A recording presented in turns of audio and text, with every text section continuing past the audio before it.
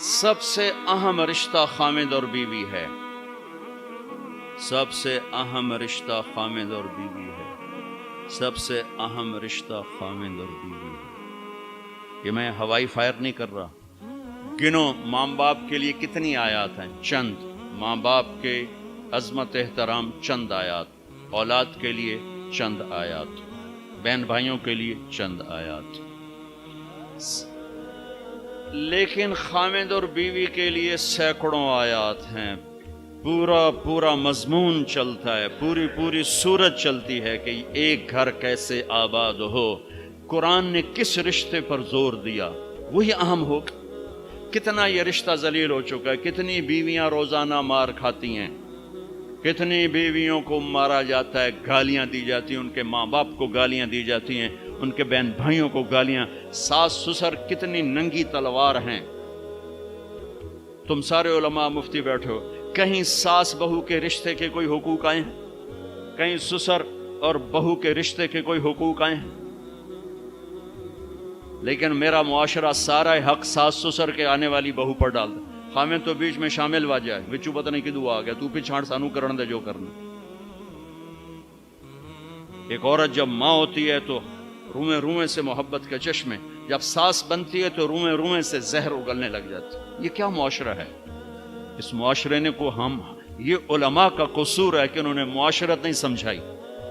اچھا، ایک اس رشتے کی اہمیت اس وجہ سے سینکڑوں آیات ہیں، ایک اس کی کمزوری اس وجہ سے، اس کو بچانے کے لیے، چونکہ ماں بیٹے کا رشتہ ٹوٹتا نہیں، بہن بھائی کا رشتہ ٹوٹتا نہیں، باپ بیٹے کا رشتہ ٹوٹتا نہیں، خامد بیوی کا رشتہ ایک بول پر ٹوٹ جاتا۔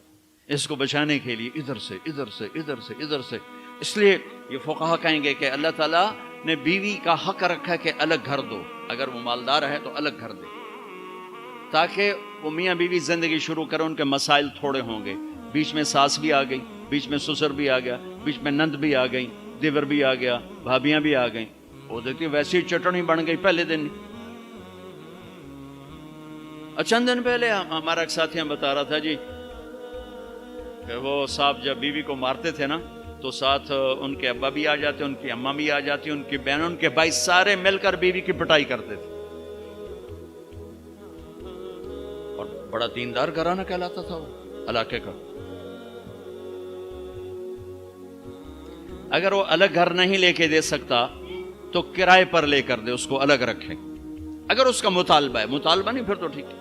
اگر کرائے پر بھی لینے کی سخت نہیں تو گھر میں پورا پورشن اس کو لے کر دے، پورا پورشن دے جس میں وہ آزاد ہو۔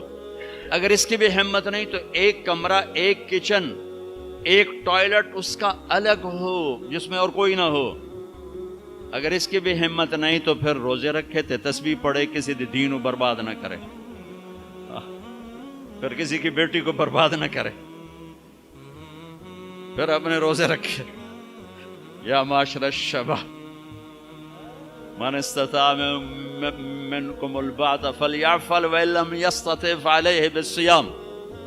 پھر روزے رکھو، تسبیح پڑھو، کسی کی بیٹی کو برباد نہ کرو۔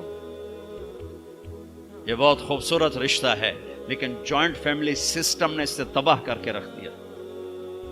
جوائنٹ فیملی سسٹم بہت اچھا، مشترکہ نظام زندگی بہت اچھا تھا جب ایک دوسرے کے حقوق کا پتہ تھا، اب حقوق کا نہیں پتہ، لہٰذا ادھر سے آگ، ادھر سے آگ، ادھر سے آگ، ادھر سے آگ۔ میں سر درد کا مریض ہوں، تھوڑی تھکاوٹ شروع ہو جاتا، فاقہ شروع ہو جاتا، تو میں روزے رکھنے کے لیے مری چلا جاتا ہوں کہ چلو کچھ ٹھنڈک، روزے کا لمبا ہونا اور ٹھنڈک شاید اس کو کچھ وہ بیلنس کر دیتا ہے، تو میں کچھ 3-4 روزے پھر بھی چھوٹ جاتے ہیں لیکن اکثر پورے ہو جاتے ہیں۔ تو بھوربن میں وہاں ایک جگہ میں ٹھہرتا ہوں، تو عصر کے بعد میں تھوڑا بیان کرتا ہوں معاشرت پر۔ تو پہلی دفعہ جب میں وہاں ٹھہرا تو 8ویں دن امام مسجد کی بیوی آئی ہمارے پاس، میری بیگم کے پاس، کہ جی بیگم صاحب، میں نے آپ کا اور مولانا کا شکریہ ادا کرنا ہے کہ آج میری زندگی کا پہلا ہفتہ ہے میرے خامد نے مجھے مارا نہیں، پہلا ہفتہ۔ امام مسجد، امام مصلی پہ کھڑے ہونے والے، کہا پہلا زندگی کا ہفتہ ہے میرے خامد نے مجھے مارا نہیں، ورنہ میری ہر دوسرے دن پٹائی ہوتی تھی۔ اور 10वें दिन इमाम साहब खुद आ गए, कहा मौलाना साहब हमें पता ही नहीं था जिंदगी कैसे गुजार, हमारे जो माहौल में था हम वही कर रहे थे। कहा मेरे बहनों ने मेरी बहन की एक दफा टांग तोड़ी, एक दफा बाजू तोड़ा, और आलिम दीन है, आलिम दीन है, हमें किसी ने ये बताया नहीं था। हमने जिंदगी में पहली दफा ये बातें आपके मुंह से सुनी कि जिंदगी कैसे गुजार। औरत पर मर्द का एतमाद, कितने लोग हैं बीवियों के रोजाना मोबाइल चेक कर रहे होते हैं, किधर कॉल की थी, क्या मैसेज आया था, उन्हें शरीफ जादियों को बर्बाद करके रख। और कितनी औरतें हैं जो अपने खामदों का मोबाइल ढूंढ रही होती हैं, वो सो जाते हैं, वो मोबाइल चेक करती हैं, कहीं कहाँ फोन किए, कहाँ फोन किए, क्या मैसेज आए। इस बदएतमादी ने कितने घर उजाड़ दिए।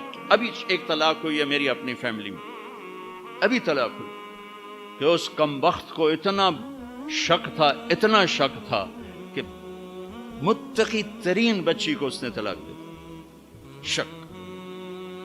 शैतान को क्यों खामिद और बीवी का झगड़ा सबसे ज्यादा पसंद है कि छांव हट गई और अगली नस्ल तबाह हो गई। शैतान रोजाना कचहरी लगाता है, पूछता है आज क्या किया, कोई कुछ कहता है, कोई कुछ कहता है, सबको ठंडा जवाब देता है, ठीक ठीक।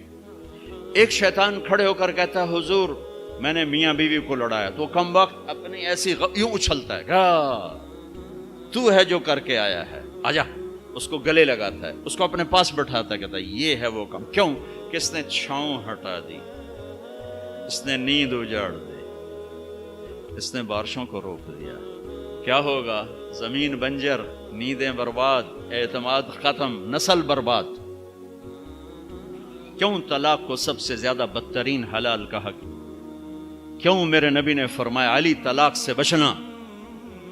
इमाम गजाली की रिवायत है कि जिसकी बीवी बदतमीज और उसने सब्र किया, जिसकी बीवी बदतमीज और उसने सब्र किया, तो उसे वो अजर मिलेगा जो नूह अलैहिस्सलाम और लूत अलैहिस्सलाम को मिला।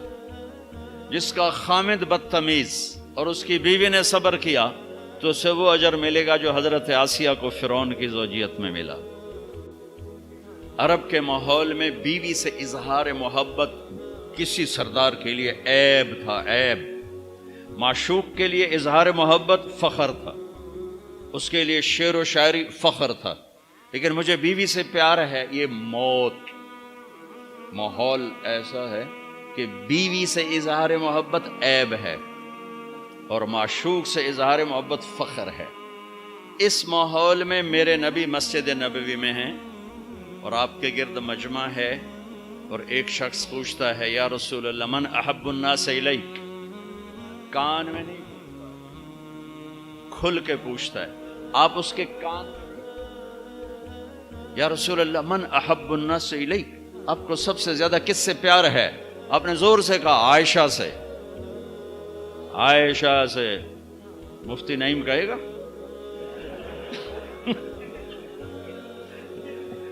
आपने कहा आयशा से, वो तो हिल गए, ये क्या हुआ? उन्होंने सवाल बदला, या रसूल अल्लाह मेरा मतलब था मिनर रिजाल, मैं वो नहीं पूछ रहा, मैं पूछ रहा हूं मर्दों में किससे प्यार है। तो मेरे नबी ने नबज देख ली कि इसको हजम नहीं हुआ, तो अब आपने कहना था अबू बकर, तो आपने कहा आयशा के अब्बा से। हाँ, अबू हा, मुझे पता है, मैं समझ गया हूं तू क्या कहां से बोल रहा है। मुझे आयशा के अब्बा से प्यार है। ये हदीसें पढ़ाने की थी कि जब इस बच्चे की शादी होती उसे पता हो मुझे किसी की बेटी को लेके कैसे चलना है। मेरे नबी हजरत आयशा को लुकमे बना के खिलाते थे। कोई इजहार इश्क था, अल्लाह की कसम इजहार तालीम था, तालीम थी। सिखाया कि जिंदगी गुजारनी कैसे। उनको आटा गूंद के देते थे, चूंकि अभी शुरू में उनको आटा गूंदना नहीं आता था, तो आटा गूंद के देते थे। और अरब बड़ी बड़ी बोटियां पकाते थे, तो हजरत आयशा बोटी उठा के ऐसे नोचती और फिर रख देती।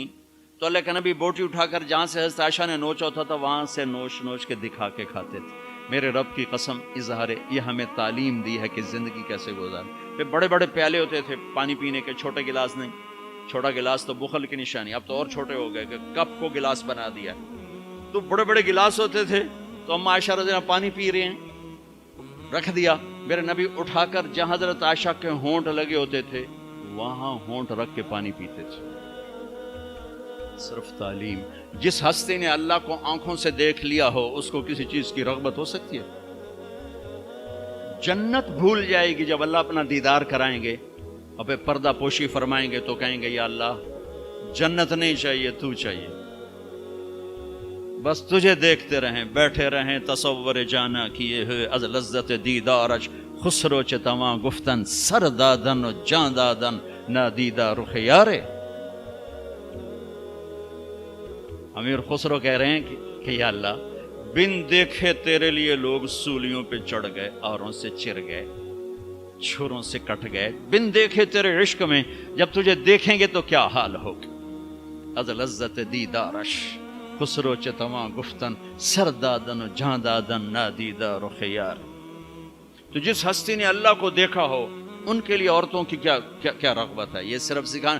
ایک حدیث سنا دے، ما تزوجت وما زوجت الا بوحی من السماء نزل به جبریل. لوگوں میں نے جہاں شادی کی، میں نے جہاں بیٹی دی، پہلے آسمان سے وحی آئی، پھر میں نے قدم اٹھائے. اللہ کی قسم ہمیں سکھانے کے لیے سکھانے. ہاں سفر سے واپسی ہو رہی ہے، ٹھیک ہے. آپ نے صحابہ سے کہا چلو بھائی تیز ہو جاؤ، وہ سارے تیز ہو گئے، یہاں تک کے نظروں سے غائب ہو گئے، ٹھیک. تو اب کون رہ گئے؟ ام عائشہ اور میرے نبی. تو ام عائشہ نہیں، میرے نبی نے کہا عائشہ دوڑ لگائیں، دوڑ لگائیں، لگائیں. اللہ اکبر. مفتی نعیم کا اتنا بڑا پیٹ، یہ دوڑ لگائے گا بیگم کے ساتھ؟ وہ مولا منظور مینگل کا اس سے بھی بڑا ہو گیا، یہ لگائیں گے؟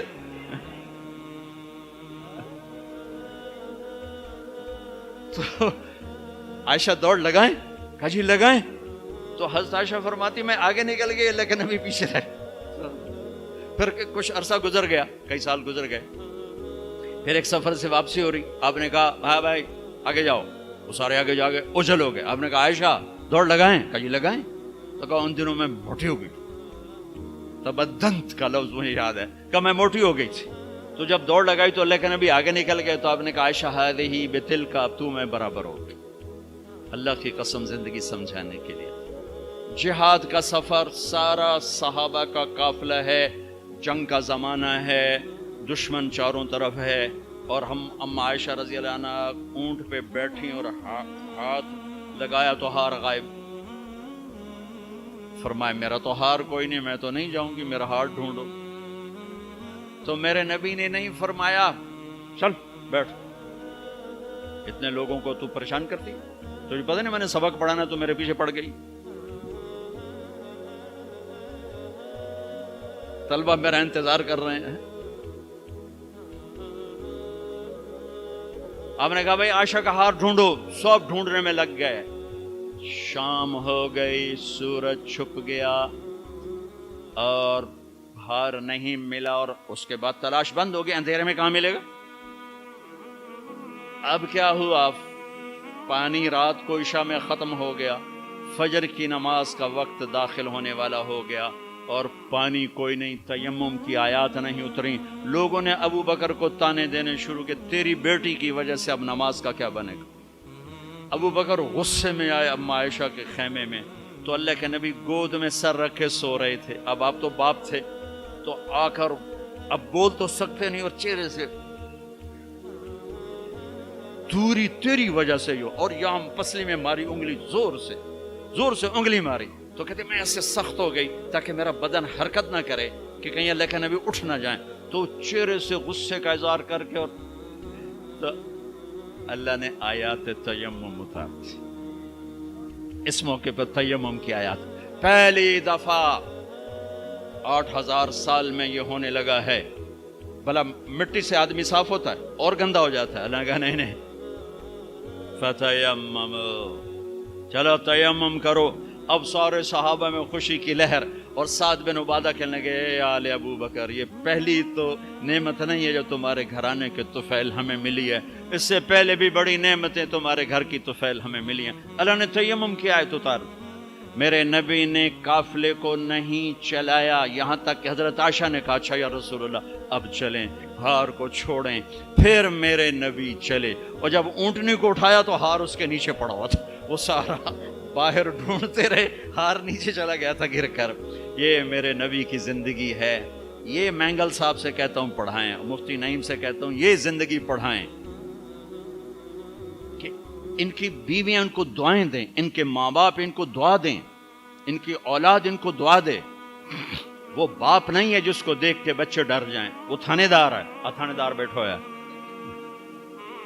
وہ استاد نہیں جس کو دیکھ کے شاگرد ڈر جائے، وہ تھانے دار ہے.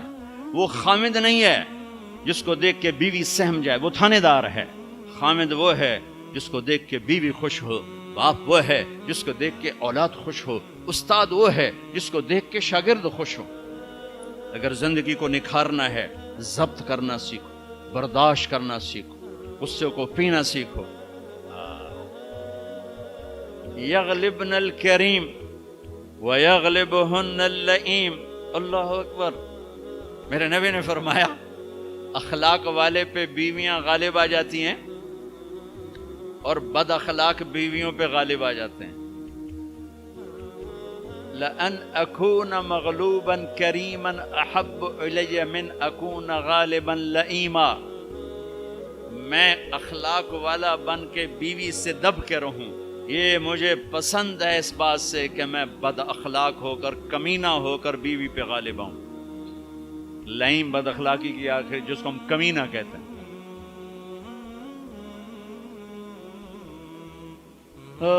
خیرکم خیرکم لأہلہ وأنا خیر لأہلی. میرے نبی نے فرمایا سب سے بہترین مسلمان وہ ہے جو بیوی سے اچھا سلوک کرے، اور میں تم میں سب سے اچھا سلوک کرتا ہوں اپنی بیویوں کے ساتھ.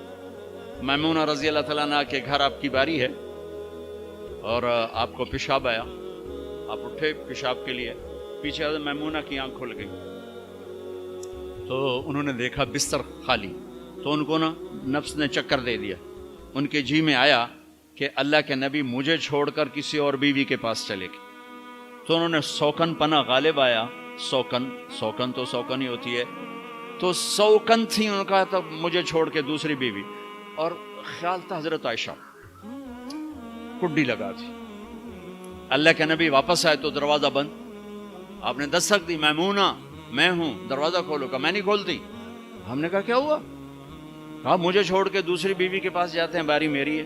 آپ نے کہا اللہ کی بندی انی حاقن، اور مجھے زور کا پیشاب لگا تھا میں اس لیے گیا تھا. کہا نہیں کوئی پیشاب نہیں ہے، مجھے پتا ہے. آپ نے کہا میمونہ میں اللہ کا رسول ہوں، میں کبھی خیانت کر سکتا ہوں؟ پھر ان کو کرنٹ لگا، اوہ یہ میں نے کیا کیا؟ تو اللہ کا رسول. پھر ڈرتے ڈرتے دروازہ کھولا، پتہ نہیں اللہ کے نبی کیا کریں گے. آپ اندر آئے اور مسکرائے اور جا کر اپنی چارپائی پہ لیٹ.